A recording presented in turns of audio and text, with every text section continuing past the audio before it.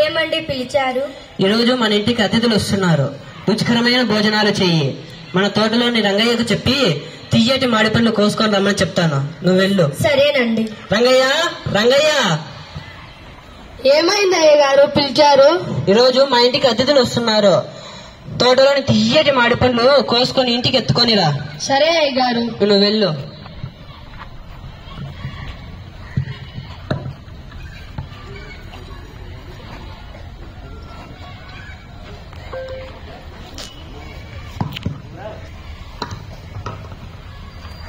అమ్మగారు, అమ్మగారు.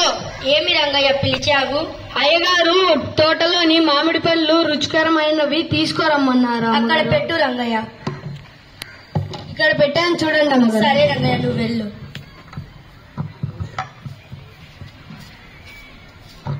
ఏమండి బాగున్నారా? బాగున్నామండి. మీరు బాగున్నారా? బాగున్నాం. ఇంట్లో అందరూ బాగున్నారా? రండి, భోజనాలు చేద్దాం.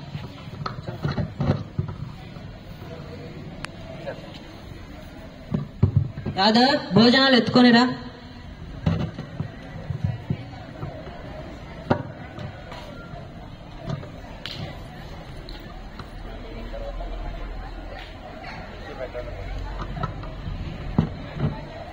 మీకోసమని తోటలో నుంచి మామిడి పళ్ళు తీసుకొని వచ్చాను. ఆగండి, తిందురు. రాధా, మామిడి పళ్ళు ఎత్తుకొనిరా.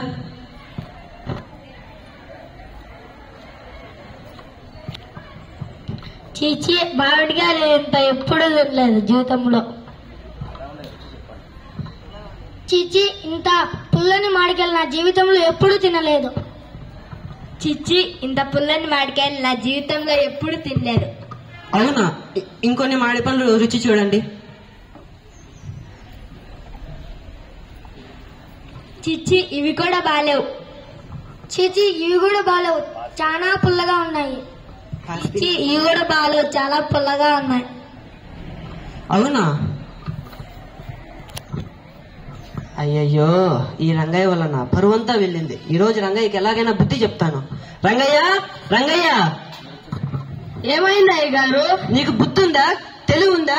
ఏమన్నా ఇంత జ్ఞానమన్నా ఉందా? ఏమైంది అయ్య గారు? నేను ఏం చెప్పాను, ఏం చేశావు? తీయటి మామిడి పళ్ళు తీసుకొని రమ్మంటే పుల్లటి మామిడి పళ్ళు తీసుకొని వస్తున్నావా? నాకు తెలీదు అయ్య గారు, ఏవి పుల్లటి మామిడి పళ్ళో ఏవి తీయటి మామిడి పళ్ళో. ఇన్ని సంవత్సరాలుగా తోటకి కాపలా కాస్తున్నావు. ఏ ఒక్క రోజైనా గాని మామిడి పళ్ళు తినలేదా? ఏవి పుల్లవో ఏవి తీయటియో తెలియడానికి. నేను మీ తోటకు కాపలా ఉన్నాను అంతే అయ్య గారు. నేను ఇంతవరకు ఒక్క రోజు గాని ఒక్క మామిడి పళ్ళు తెలియలేదు అయ్య గారు. ఏవి తీయటివో ఏవి పుల్లటివో తెలియదు అయ్య గారు. అవునా? అయ్యయ్యో, అనవసరంగా రంగయ్యని తిట్టాను. ఇంత నిజాయితీ పడిని అనవసరంగా తిట్టానే. ఎంత బాధపడింటాడో. వెళ్ళి అతన్ని క్షమాపణ అడుగుదాం. రంగయ్య, చెప్పండి అయ్య గారు. నన్ను క్షమించండి, అనవసరంగా నిన్ను తిట్టాను. ఏమీ బాధపడద్దు. ఏం పర్వాలేదు అయ్య గారు. నీకు నెలకి జీతం ఎంత ఇస్తున్నారు రంగయ్య? 5,000 ఇస్తున్నారు అయ్య గారు. అవునా రంగయ్య? అవును అయ్య గారు. నీకు 5,000 ఇస్తున్నాను కదా. నిన్ను తిట్టినందుకు ఏమీ బాధపడద్దు. అందుకు నా క్షమాపణ గాను నీకు ఇంకో 5,000 పెంచుతున్నాను. ఇప్పటి నుంచి 10,000 సంతోషంగా తీసుకో రంగయ్య. ధన్యవాదాలు అయ్య గారు.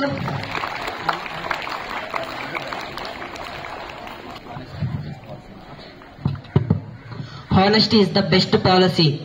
మనం నిజాయితీగా ఉంటే దేవుడు ఏ రూపంలో ఏదో ఒక రూపంలో మనకు ఖచ్చితంగా సహాయం చేస్తాడు. ఎలాగంటే ఈ కథలో రంగయ్యకి 5,000 జీతం పెంచినట్టే మన జీవితంలో మనం నిజాయితీగా ఉంటే దేవుడు ఖచ్చితంగా ఏదో విధంగా మనకు సహాయం చేస్తాడు. Thank you.